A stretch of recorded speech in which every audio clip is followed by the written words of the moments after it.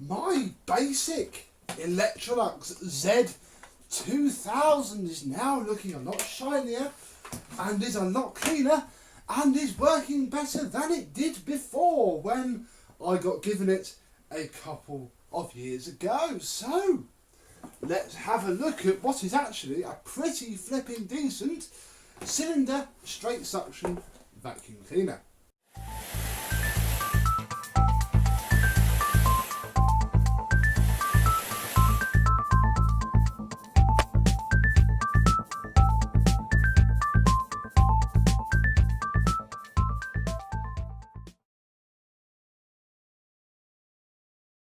Yes, hello my vacuum cleaner chums, how are you today? Hopefully by the time this video goes live it won't be so horrifically hot as it is now. Yes, this is the Electrolux that I was given by a very kind member from the Auto Shite forums. I picked it up actually outside of the Manchester Vax shop in Manchester where I was meeting somebody else anyway. In fact, Claire at Manchester Vax was the first person to see this, and hopefully it looks a lot better than it did when she saw it then. It then went up to Aberdeen with me for the camping trip I was going on, came back down, and then I did nothing with it until obviously a while ago, and now it's done. So let's put that out of the way to start with and show you the small tools which it came with.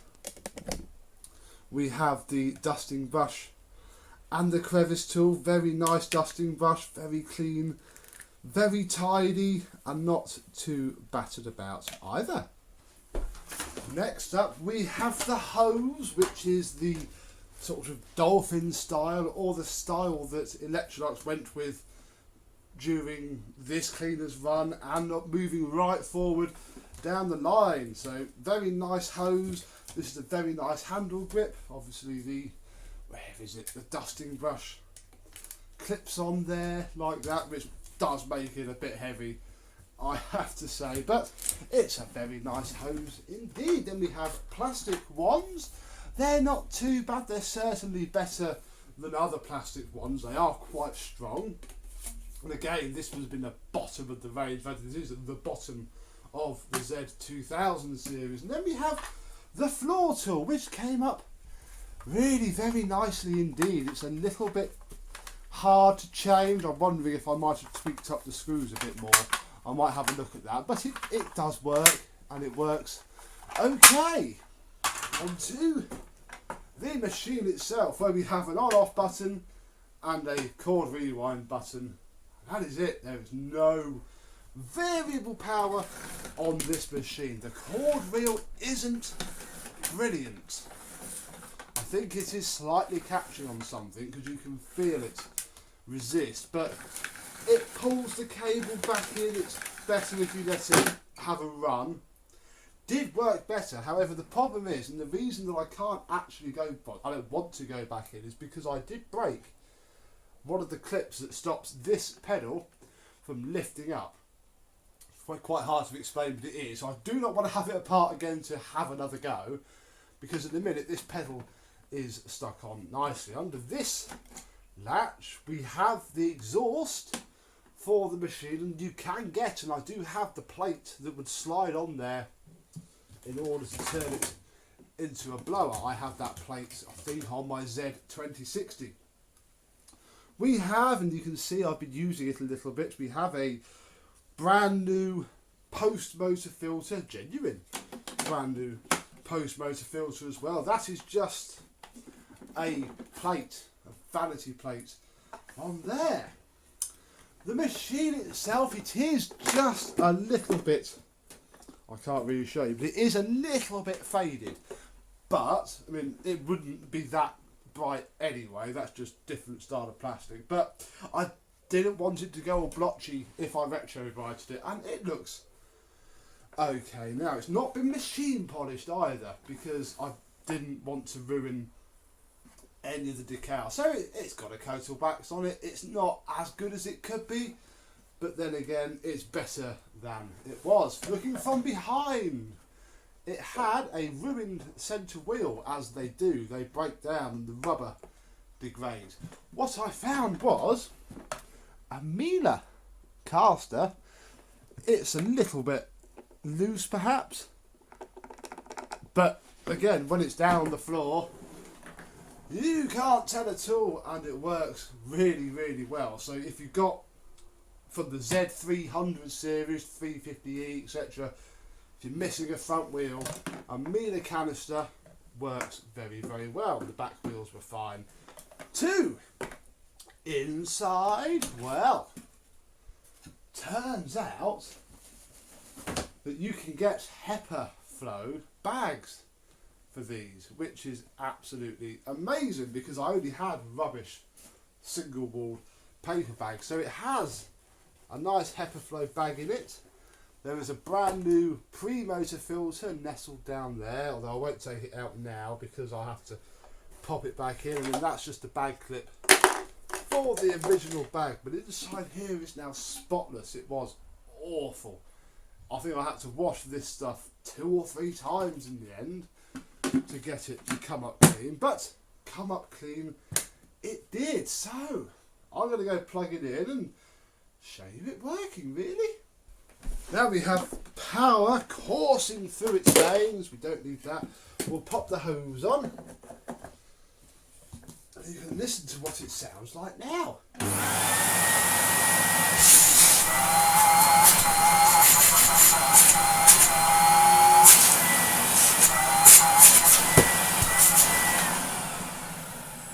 I just noticed that the bag full light isn't working now.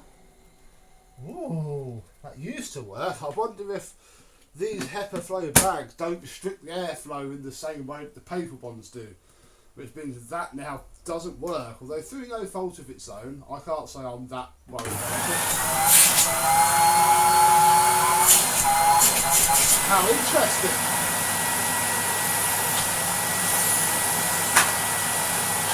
And with the floor tool on, it really is a very nice machine to use.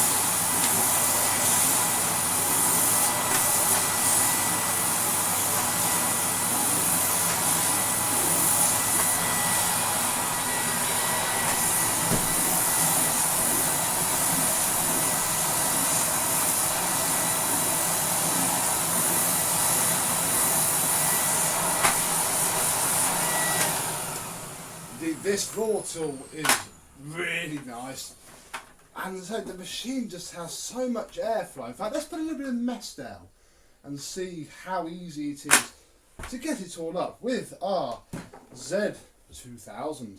There we are, there is some mess, and just to show you what the airflow is like from this machine that's probably just a little bit older than me.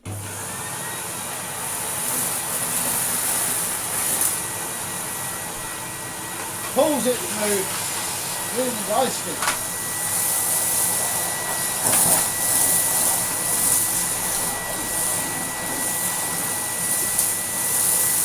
The head snow plows quite a lot and a little bit annoying.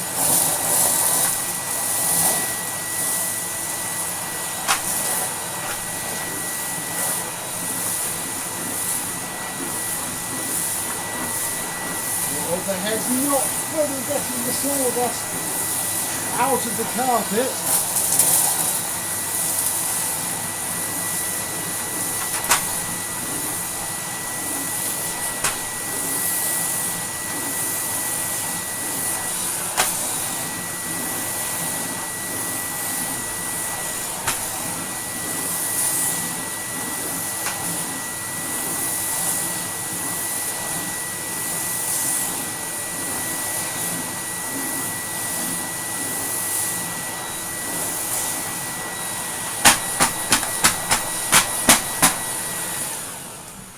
And the head does do the annoying thing that sort of early 80s, early 90s heads do, and holds so much work that we now got to pick back up again.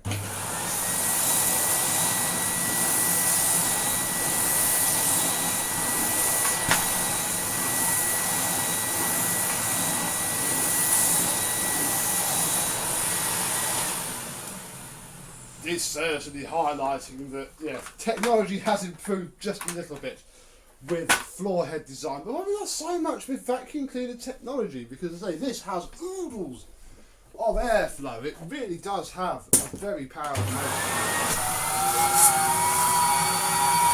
But I can pull it. It's almost lifted up. Bless it.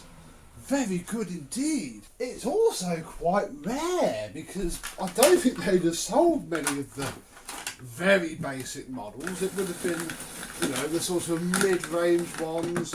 I know that the 2060 is probably more common than this. I have a 2060. That's the one with the remote control hose, although mine is currently not done yet. So this will have to stay on its own for now without a friend.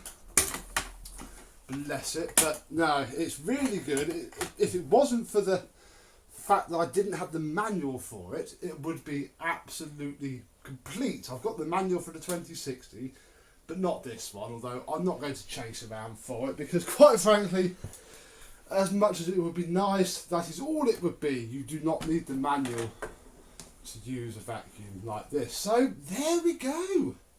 Done at last. It's stayed in the shed for far too long in its life.